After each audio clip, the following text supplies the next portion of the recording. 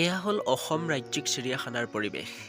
আপোনালোকে ভিডিঅ'টো দেখি হয়তো ভাবিছে বনৰ মাজত বা অৰণ্যৰ মাজত। নহয়, এয়া হৈছে অসম ৰাজ্যিক চিৰিয়াখানাৰ পৰিৱেশ।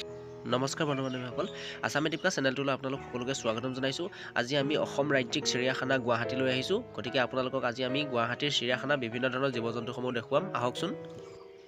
চিৰিয়াখানাৰ ভিতৰত টমটম গাড়ীৰ ব্যৱস্থা আছে আৰু সেই টমটম গাড়ীবোৰত আপুনি উঠি গোটেই চিৰিয়াখানাখন ঘূৰি ফুৰিবৰ কাৰণে আপুনি মাত্ৰ 50 টকা খৰচ কৰি এডাল ৰিবন পিন্ধি ল'ব লাগিব। আৰু সেই ৰিবনডাল আপোনাৰ হাতত থকা পৰ্যন্ত আৰু আপুনি চিৰিয়াখানাত থকা সময়খিনিৰ পৰ্যন্ত আপুনি যিকোনো টমটম গাড়ীত ঘূৰিব পাৰে। এইটো হৈছে এটা পক্ষী যিয়ে প্ৰাকৃতিক পৰিৱেশৰ লগত সদায় নিজকে বৰ্তাই ৰাখিবলৈ সক্ষম হয়। গতিকে এনেকুৱা ধৰণৰ প্ৰাকৃতিক সম্পদসমূহক আমি সদায় ৰক্ষণাবেক্ষণ দিয়াটো আমাৰ কৰ্তব্য।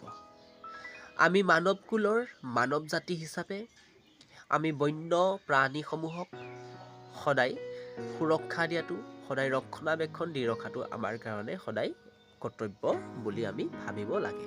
চাওক, কাৰোৰ অপকাৰ নকৰা এই পক্ষীকুলে বৰঞ্চ মানুহৰ উপকাৰহে সাধন কৰে। গতিকে এই চিৰিয়াখানাৰ মাজত থকা, চিৰিয়াখানাৰ ভিতৰত থকা এই পক্ষীটিৰ লক্ষণসমূহ আপোনালোকে চাওক। এই পক্ষীটোৰ নাম হৈছে ইমু, EMU। চিৰিয়াখানাৰ ভিতৰ চোৰাত যিহেতু ইলেক্ট্ৰিক টমটমৰ ব্যৱস্থা আছে, গতিকে সেই ইলেক্ট্ৰিক টমটমত উঠি বহিলোঁ।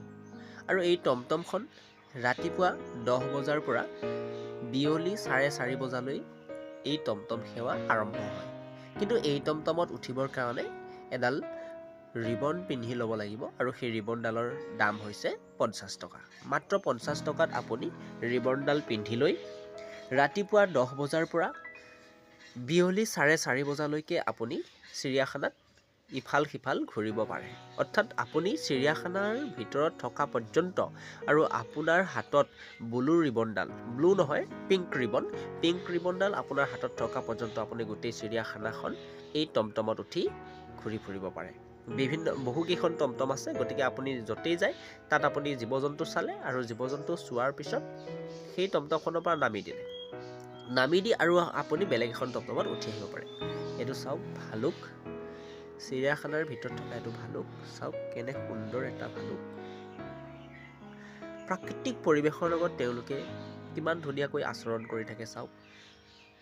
খুব সুন্দৰ এটা পৰিৱেশ। চাওকচোন, ভালুকটো কিবা খোৱাত ব্যস্ত আছে। এই ঠাইটুকুৰাত আছে আকৌ এটা বৰটোকোলা আৰু লগতে ইয়াতে গছৰ ওপৰত আছে গল্ডেন লাঙুৰ, যাক আমি সোণালী বান্দৰ বুলি কওঁ। সোণালী বান্দৰ আছে, খুব দূৰত আছে সোণালী বান্দৰকেইটা। চাওকচোন, এইটো হৈছে সোণালী বান্দৰটো। চাওকচোন কেনেকৈ সি খুব সুন্দৰভাৱে দুলি আছে। চাওক, সোণালী বান্দৰ কেনেকুৱা ধৰণৰ বৈশিষ্ট্য আছে চাওক। নেজডাল বহু দীঘল। এয়া হৈছে চিৰিয়াখানাৰ ভিতৰ ভাগৰ পৰিৱেশ। খুব সুন্দৰ এটা পৰিৱেশ।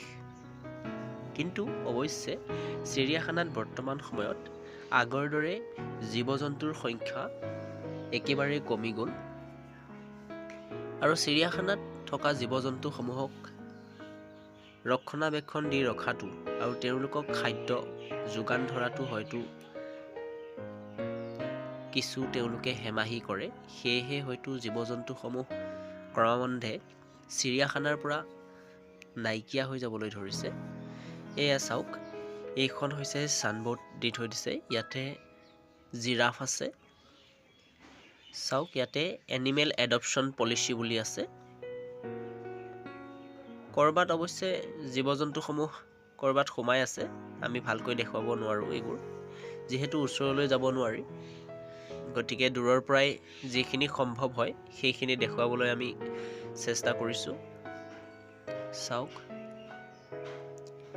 ইয়াতো এটা হয়তো আছে কিবা,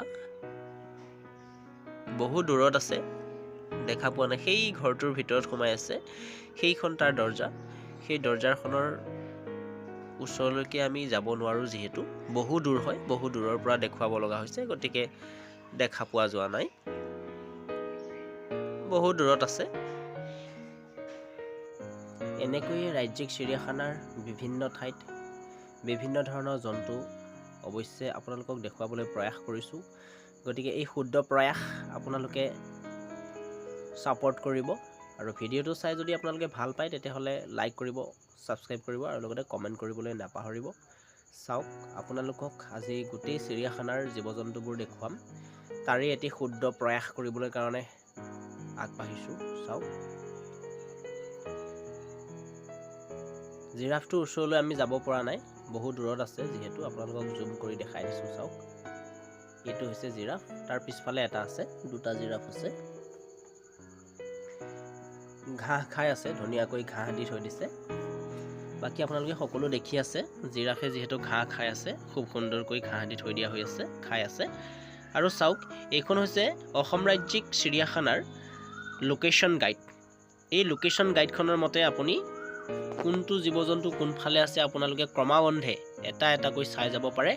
A to Z গাইড আপোনালোকক এই মেপখনত দিয়া আছে। গতিকে এই গাইডেন্সৰ জৰিয়তে আপোনালোকে গোটেই জীৱ জন্তুবোৰ চাব পাৰে। দেখিছে, হলৌ বান্দৰ, সৰ্পহু, জিৰাফ, এইবিলাক চব লিখা আছে। এফালৰ পৰা আপোনালোকে এটা দুটাকৈ নাম্বাৰ ৱাইজ চাই যাব পাৰে। খুব সুন্দৰভাৱে আপোনালোকে চাই যাব পাৰিব। আপোনালোকে যেতিয়া চিৰিয়াখানালৈ আহিব খুব সুন্দৰকৈ চাই যাব পাৰিব। এতিয়া চাওক, এইখন হৈছে লোকেশ্যন গাইড মেপখন। চিৰিয়াখানা দেখি আচ্ছা লাগা পাৰে। তামিলনাডুৰ পৰা আহিছে, অসমীয়াও ক'ব পাৰে তেওঁলোকে। চাওক, so' how do you feel in Assam? Assam is a very welcoming state. Yeah, welcoming state. And this চালা নে? চাই শেষ হ'ল নে? কেনেকুৱা লাগিছে চাই? असम में समझ नहीं आती। कैसा लगा देख के? कैसा लगा? बहुत अच्छा। बहुत अच्छा लगा। कहाँ से आए हैं आप? आप दोनों कहाँ से आया? कहाँ से आए आप दोनों? हम सिलचर से आए। सिलचर से आए। Silchar. Okay okay, thank you. Welcome. It's okay.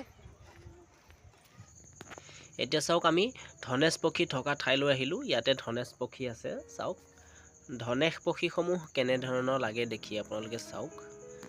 জালনাবোৰ থকাৰ কাৰণে আপোনালোকক খুব ভালকৈ দেখুৱাব পৰা নাই। চাওক, তথাপিতো অকণমান চেষ্টা কৰিছোঁ দেখুৱাবৰ কাৰণে। চাওকচোন, আপোনালোকক ওচৰলৈ লৈ দেখুৱাবলৈ ভাবিছোঁ। নি ওচৰলৈ সেইটো পক্ষীটো চাওক, সেইটো দেখিছে আপোনালোকে। একবাৰমান মাত দি দিয়াহেঁতেন পক্ষীটোৱে। চাওকচোন, মাত দিয়ে নে নিদিয়ে। মাত যদি দিয়ে ভালেই হ'ব।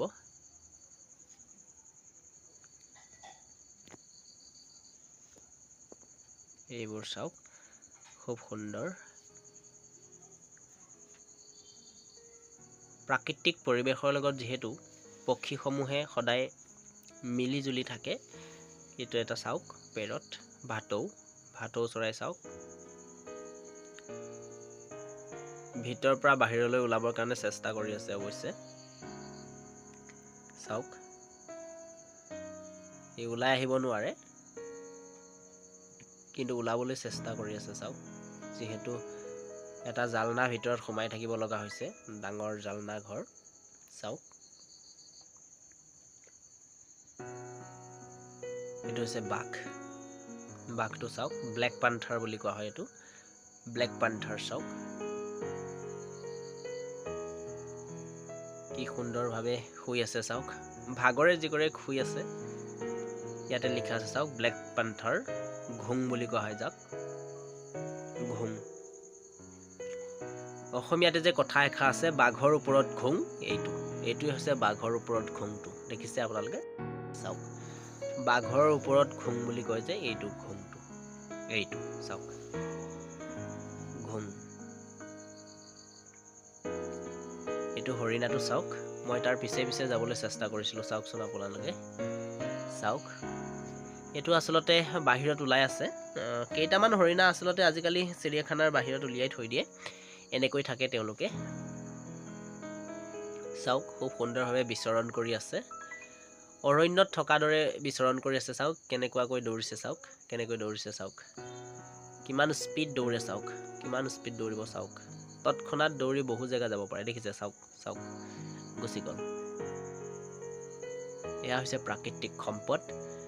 এইটো আচলটো চাওক, ৰয়েল বেংগল টাইগাৰ। দেখিছে? Royal Bengal tiger. চাওক, এইটো royal Bengal tiger. Russell viper আপোনালোকে চাওক, এইটো হৈছে ৰাছেল ভাইপাৰ, যিটো হৈছে ৱৰ্ল্ডৰ মষ্ট ডেঞ্জাৰাছ স্নেক, আৰু এইটো সাংঘাতিক বিষযুক্ত সাপ হয়। এইটো ধনেশ পক্ষী চাওক, আৰু এইবোৰ চাওক আপোনালোকে দেখিছে, হোৱাইট বাক বুলি কোৱা হয়। চাওক এইবোৰ খুব সুন্দৰভাৱে আছে, দেখিছে আপোনালোকে কেনেকৈ আছে চাওক।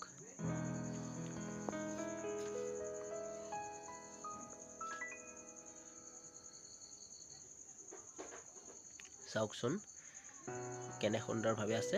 আমাৰ ভিডিঅ'টো যদি চাই ভাল লাগিছে লাইক কৰিব, কমেণ্ট কৰিব আৰু শ্বেয়াৰ কৰি দিবলৈ নাপাহৰিব, লগতে ছাবস্ক্ৰাইব কৰি দিবলৈও নাপাহৰিব। ধন্যবাদ।